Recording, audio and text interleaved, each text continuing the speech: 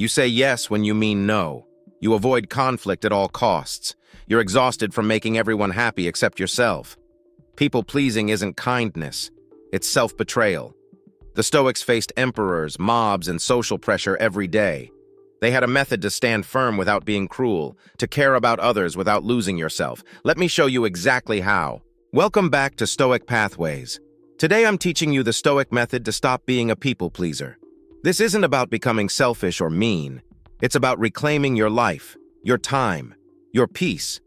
Marcus Aurelius, Seneca, and Epictetus all faced pressure to please others. Here's how they resisted. 3 core techniques. Let's begin. Technique 1. Understand you can't control their response. Here's why people-pleasing is exhausting. You're trying to control the uncontrollable. You think, if I just say the right thing, do the right thing, they'll approve of me. But you can't control what they think, ever. Epictetus taught, some things are up to us, some things are not.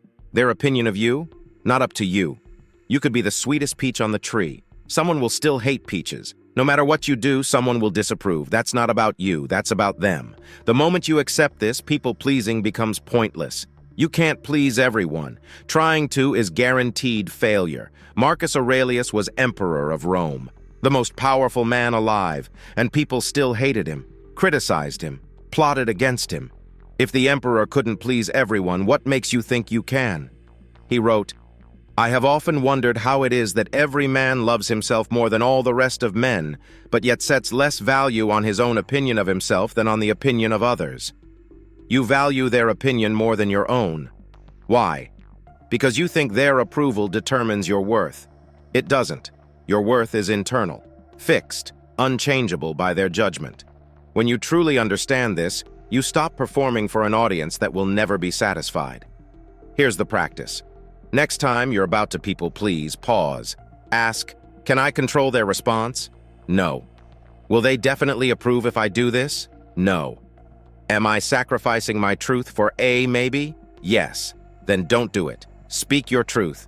Accept their response, whatever it is. Technique 2. Realize that no is a complete sentence. People-pleasers have one core problem. They can't say no. Someone asks for your time, your energy, your resources. You want to say no, but you're afraid they'll be upset, afraid they'll reject you. So you say yes, then resent them, and yourself. Seneca wrote, to be everywhere is to be nowhere. When you say yes to everything, you say yes to nothing that matters. Your yes become worthless because it's not a choice, it's a compulsion. The Stoics practiced something radical. They said no, frequently, without explanation, without apology, just no. Can you work this weekend? No. Can you lend me money? No. Can you stay later? No. Notice what's missing. No excuse, no justification, no elaborate story, just no. Because no is a complete sentence. You don't owe people an explanation for your boundaries. Will they be upset? Maybe. Will they survive? Yes. Will you survive? Also, yes. And more importantly, you'll have protected your time, your energy, your peace. Marcus Aurelius said, learn to say no to things that don't serve you. Not just bad things, things that don't serve you, even good things, because your resources are finite. Here's the practice. Start small. Say no to one small thing this week. No explanation, just, I can't. Or, that doesn't work for me. Watch what happens. Usually nothing. They move on, find someone else, and you realize you've been torturing yourself for nothing. Their disappointment is temporary. Your resentment from saying yes would have been permanent. Technique 3. Prioritize your respect over their approval. This is the ultimate shift. People-pleasers seek approval. Stoics seek respect. What's the difference? Approval is conditional. You get it by making people happy. Lose it the moment you disagree. Respect is earned by having standards, by standing firm, by being consistent. Epictetus was a slave. He had no power, no status, but he had self-respect. He refused to compromise his principles even when beaten, because he knew something crucial. No one can make you feel inferior without your consent. Their disapproval can't touch you unless you give it power. Here's what happens when you people please. You gain approval, lose respect, both theirs and yours.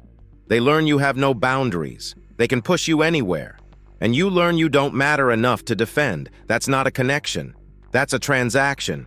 You're trading your dignity for their comfort. The Stoics did the opposite. They prioritized self-respect. Marcus Aurelius wrote, "How much more grievous are the consequences of anger than the causes of it?" Same with pleasing people. The consequence of betraying yourself is far worse than the cause of someone's momentary displeasure. Think about people you respect. Are they people pleasers? No. They're people with boundaries. Who says what they mean? Who stands for something? You respect them because they respect themselves. That's what you want. Not approval. Respect. Here's the practice. Before you people please ask, will I respect myself after this? If no, don't do it, even if it makes them upset. Your self-respect is non-negotiable. It's the foundation of everything. Lose that, and their approval means nothing anyway. Keep it, and you don't need their approval. Technique 4. Remember that good people set boundaries. Here's the lie people pleasers believe. Setting boundaries is selfish. Kind people say yes. Wrong. Completely wrong.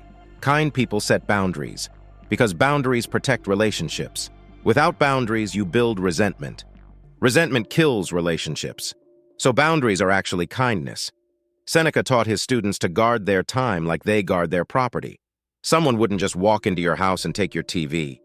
Why do they walk into your life and take your time? Because you let them. Not because you're kind, because you're afraid. The Stoics weren't doormats. They were strong, compassionate but firm. They helped people, but on their terms, when it aligned with their values. Not out of fear, out of choice. There's a massive difference. Fear-based yes is slavery. Value-based yes is freedom. Think about this. When you say yes to everything, you say no to yourself, no to your goals, no to your rest, no to your priorities. You're not putting them first. You're putting yourself last. That's not noble. That's self-destruction. And eventually, you'll have nothing left to give anyone. Marcus Aurelius managed an empire. Thousands of requests daily. He couldn't say yes to everything. So he developed a filter. Does this align with my role and values? Yes? Consider it. No? Decline it. Simple, not selfish. Strategic. Here's the practice. Write down your top 3 priorities. Your actual priorities. Not what sounds good. What actually matters to you. Now, when someone asks something of you, check. Does this serve any of my 3 priorities? If no, it's a no. You're not being mean. You're being honest. And honesty is the foundation of real relationships. So those are the 4 Stoic techniques to stop being a people pleaser. You can't control their response. No is a complete sentence. Prioritize your respect over their approval. Remember that good people set boundaries. These work because they shift the frame. You're not asking for permission to have boundaries. You're claiming your right to them. Pleasing people isn't kindness. It's fear. Fear of rejection. Fear of conflict. Fear of standing alone. The Stoics faced all those fears and stood anyway, not because they were cold, because they knew something you needed to hear. You cannot pour from an empty cup. You cannot help anyone if you've destroyed yourself trying to please everyone. Here's your challenge. This week, say no to one thing. Just one. Watch what happens. You'll survive. They'll survive. And you'll realize you've been giving away your life for nothing. If you want more Stoic wisdom for reclaiming your life, subscribe to Stoic Pathways. Hit the bell. Now go set some boundaries. You deserve them.